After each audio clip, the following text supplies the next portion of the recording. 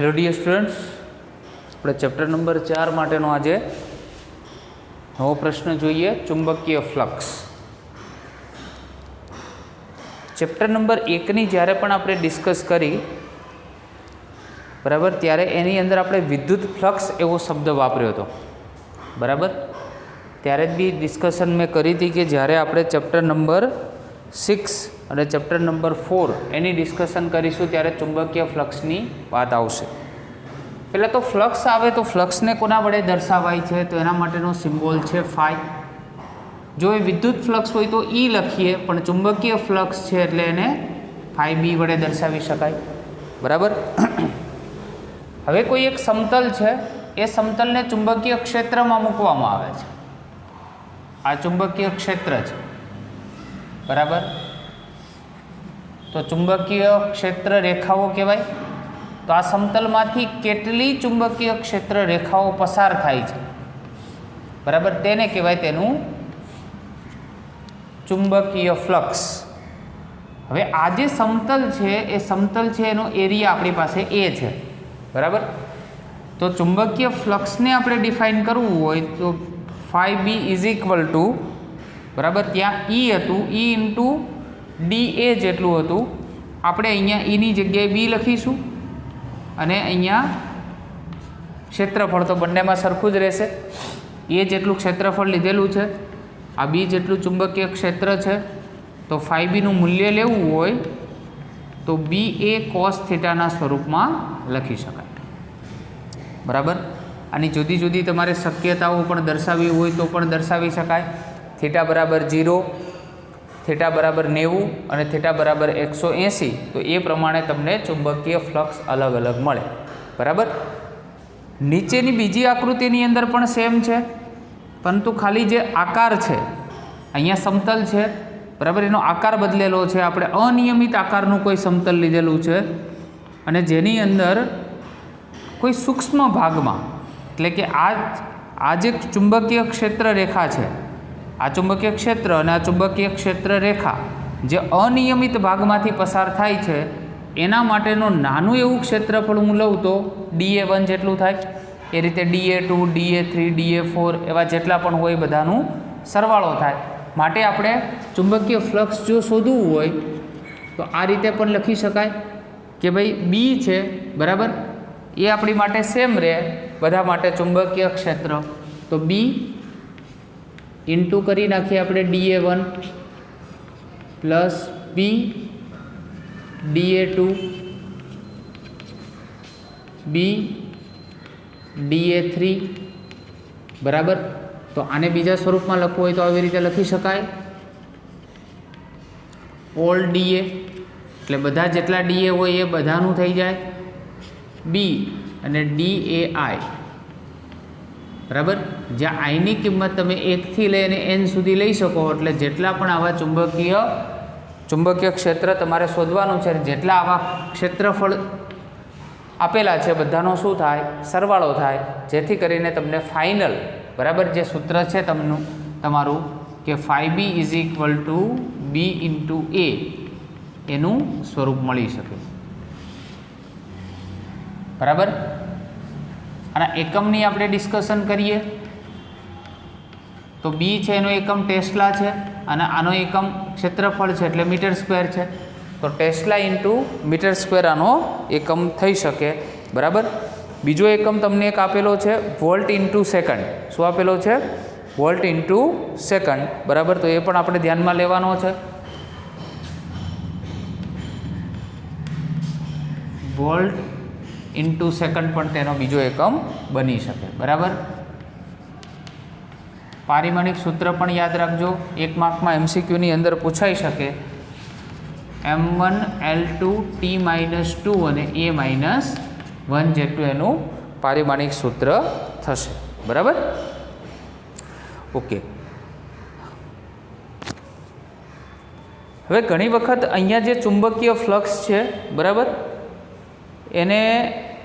એનો એકમ વેબર વડે પણ દર્શાવવામાં આવે છે, યાદ રાખજો. આ ટેસ્લા મીટર સ્ક્વેર જે લખ્યું છે એની અંદર ઘણીવાર જે એનો એકમ છે એ વધારે ફેમસ પણ વેબર પણ છે. એટલે WB એટલે કે એને વેબર વડે પણ દર્શાવી શકાય. ક્લિયર? ચલો હવે જોઈએ આપણે વિદ્યુત ચુંબકીય પ્રેરણ, એના માટે ફેરાડેનો નિયમ. બરાબર, વિદ્યુત ચુંબકીય પ્રેરણ માટે ફેરાડેનો નિયમ. પહેલાં તો હું ફેરાડેનો નિયમનું મેથેમેટિકલ ફોર્મ પહેલાં લખી દઉં છું. E is equal two minus d∅/dt. આવું એનું મેથેમેટિકલ સ્વરૂપ છે. એટલે એવું કહેવાય ચુંબકીય ફ્લક્સનું સમયના સાપેક્ષે વિકલન કાં તો ચુંબકીય ફ્લક્સના ફેરફારનો દર, બરાબર, એનું ઋણ મૂલ્ય એ તમને શું આપે છે? EMF આપે. E એટલે EMF, એને ફેરાડેનો નિયમ કહેવાય છે. તો નિયમ કંઈક આવો છે: બંધ ગાળામાં એટલે ગૂંચળામાં, બરાબર, ચુંબકીય ફ્લક્સના ફેરફારનો સમય દર પ્રેરિત EMF આપે છે. બરાબર, ચુંબકીય ફ્લક્સના ફેરફારનો સમય એ પ્રેરિત EMF આપે છે. તો પ્રશ્ન એ થાય કે અહીંયા નેગેટિવ આપણે સાઇન કેમ લીધી છે? ઋણ મૂલ્ય. તો અહીંયા જે ચુંબકીય ફ્લક્સ હોય એ આની અંદર જે વિદ્યુત પ્રવાહ ઉત્પન્ન થતો હોય છે, કારણ કે EMF ઉત્પન્ન થાય, બરાબર, એટલે વિદ્યુત પ્રવાહ પણ ઉત્પન્ન થાય. આ એક આખી સિક્વન્સ છે. આ સિક્વન્સ આખી યાદ રાખજો. સિક્વન્સ તમને સમજાવું છું. હવે પછીના આ ચેપ્ટરોમાં બધામાં કામમાં આવશે. ચુંબકીય ફ્લક્સનો ફેરફાર એટલે EMF, અને EMF એટલે પ્રેરિત વિદ્યુત પ્રવાહ. EMF આપે એટલે એમાંથી વિદ્યુત પ્રવાહ પણ પ્રેરિત થાય. બરાબર, તો અહીં ઋણ નિશાની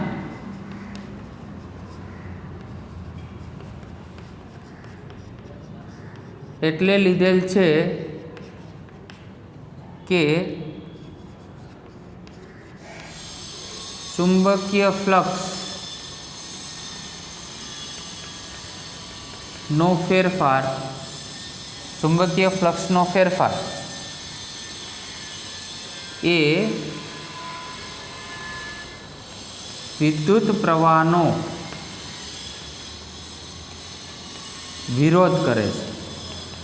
આ તો વિદ્યુત પ્રવાહ છે, આ ચુંબકીય ફ્લક્સનો વિરોધ કરે છે. વિરોધ એટલે માઇનસ, એટલા માટે ઋણ નિશાની આપણે અહીંયા લીધેલી છે. જો ગૂંચળાના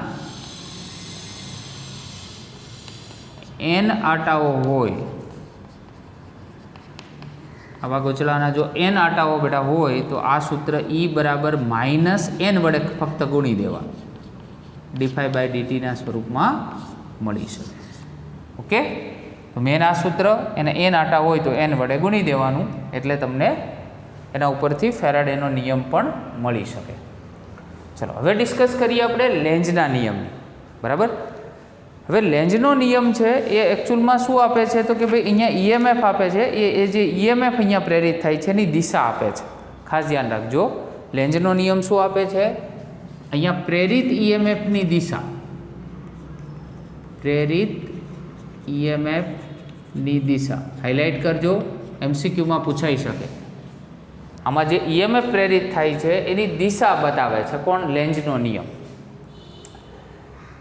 હવે જે ગૂંચળું હોય, આ રીતે આમ ગૂંચળું હોય તો જ્યાંથી તમે શરૂઆત કરી હોય એનો એક છેડો હોય, આ બાજુ બીજો છેડો હોય, બે છેડાઓ હોય.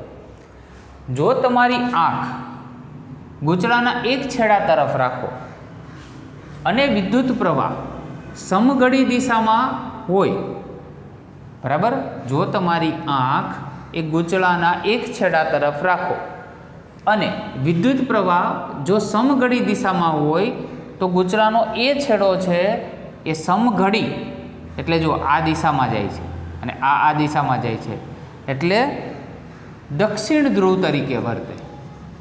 એ છેડો દક્ષિણ ધ્રુવ તરીકે વર્તે, તો બીજો છેડો હોય ને એ ઉત્તર ધ્રુવ તરીકે વર્તે.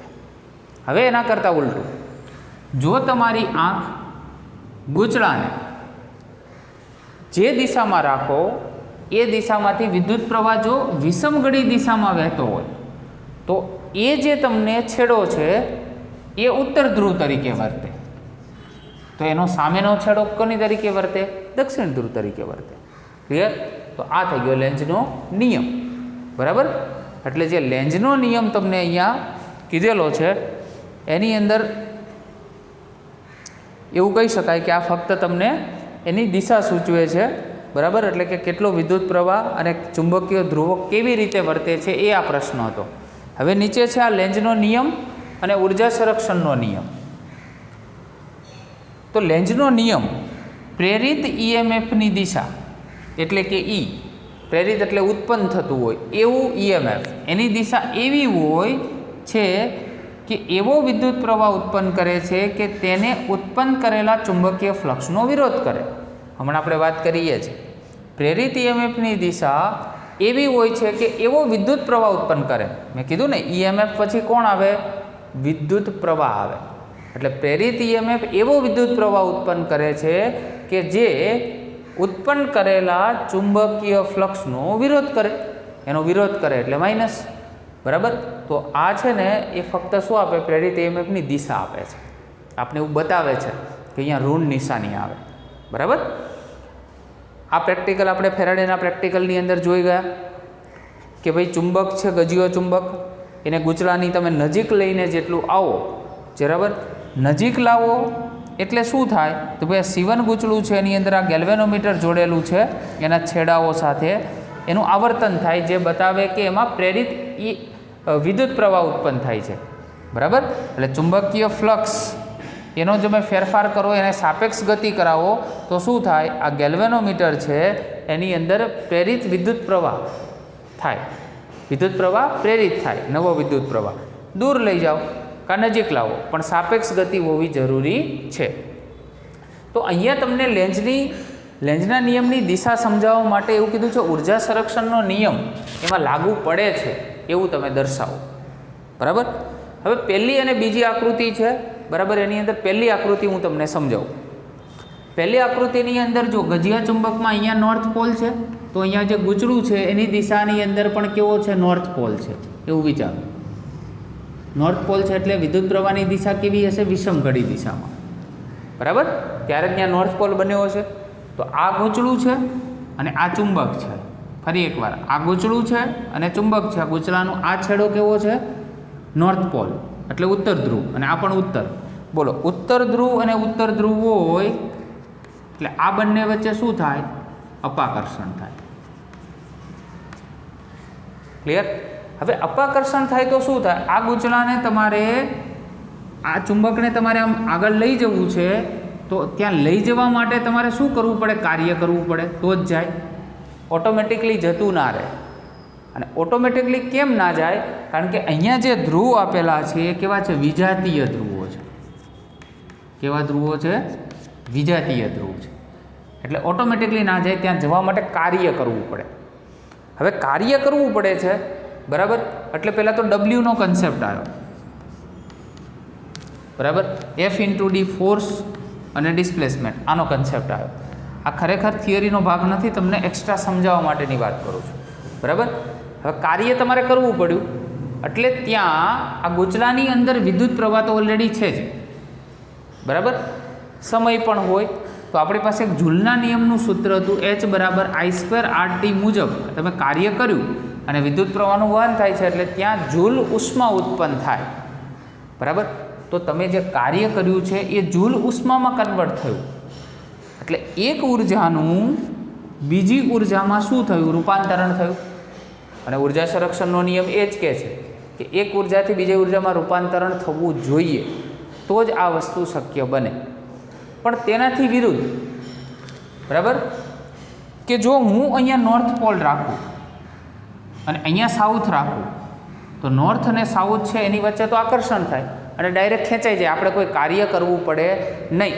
કાર્ય ના કરવું પડે તો શું થાય? કે આપણે જે આખો મેં આ કન્સેપ્ટ સમજાવ્યો એનાથી આખું વિરુદ્ધ સ્ટેટમેન્ટ થાય. ઉર્જા સંરક્ષણના નિયમનું એમાં પાલન થાય નહીં. પરંતુ જો એનાથી પાછા વિરુદ્ધમાં ખેંચું તો બરાબર, અહીંયા નોર્થ છે ને અહીંયા સાઉથ છે તો કાર્ય કરવું પડે, કારણ કે મારે દૂર લઈ જવું છે. આ બંને ખેંચાયેલા છે, એન અને એસ છે ખેંચાયેલા, એને મારે આમ ખેંચીને લાવું તો પણ કાર્ય કરવું પડે. તો આકૃતિ એ અને આકૃતિ બી એ તમને એટલા માટે આપી છે કે જેની અંદર ઉર્જા સંરક્ષણના નિયમનું ટોટલી પાલન થાય છે. એટલા માટે કહી શકાય કે લેન્ઝનો નિયમ છે ઉર્જા સંરક્ષણના નિયમનું પણ પાલન કરે છે. ક્લિયર? તો આ કન્સેપ્ટથી તમને ટોટલી ડિસ્ક્રિપ્શન તમારી બુક અને રેફરન્સ બુકની અંદર આપેલું છે, જે તમારે લખવાનું થાય. ઓકે, આકૃતિ તો આ જ રહેશે, એની અંદર કોઈ ચેન્જીસ બેટા આવશે નહીં. Okay, thank you very much.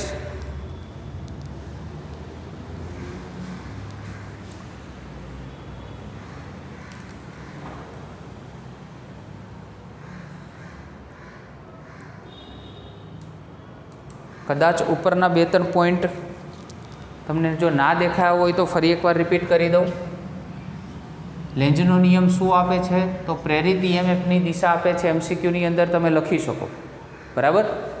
બીજું અહીંયા આ નોર્થ પોલ અને નોર્થ પોલ છે એટલે બંને વચ્ચે અપાકર્ષણ થાય, કારણ કે વિજાતીય સોરી અહીંયા એક મારી મિસ્ટેક થાય છે. બરાબર, આ બંને સજાતીય છે. બરાબર, બંને સેમ છે, સજાતીય છે એટલે બંને વચ્ચે અપાકર્ષણ થશે, એટલે કાર્ય ત્યાં લઈ જવા માટે કાર્ય કરવું પડે. બરાબર, અને કાર્ય કરવું પડે એટલે એમાં ઉષ્મા ઉત્પન્ન થાય I² RT મુજબ, એટલે એક ઉર્જાનું બીજી ઉર્જામાં રૂપાંતરણ થાય. એટલે એમ કહી શકાય કે ઉર્જા સંરક્ષણના નિયમનું પાલન કરે છે. પરંતુ બે એક સરખા હોય, બરાબર, જેમ કે નોર્થ અને સાઉથ છે, હું આ એરો અહીંયા જે તમને બુકમાં અહીંયા આપેલો છે, પણ જો અહીંયા આમ કરી દઉં તો ઉર્જા સંરક્ષણના નિયમનું પાલન થાય નહીં, કારણ કે ડાયરેક્ટ ખેંચાઈ જાય બંને. આપણે તો ખેંચાય નહીં, આપણે તો એના વિરુદ્ધ કાર્ય કરવાનું છે, જેથી કરીને આ નિયમનું પાલન થાય અને એક ઉર્જામાંથી બીજી ઉર્જામાં શું થાય? રૂપાંતરણ થાય. એટલા માટે તો લેન્ઝનો નિયમ છે એ પ્રેરિત ઈએમએફની દિશા બતાવે છે. બરાબર, કે ઈએમએફની અંદર અહીંયા માઇનસ તમે કેમ લખો છો? કે જે વિદ્યુત પ્રવાહ આમાં ઉત્પન્ન થાય છે એ ચુંબકીય ફ્લક્સનો શું કરે છે? વિરોધ કરે છે. બરાબર, એટલા માટે કહી શકાય. તો આ રીતે તમારો લેન્ઝનો નિયમ છે એ અહીંયા આપણે બેટા કમ્પ્લીટ કરીએ. Okay, thank you very much.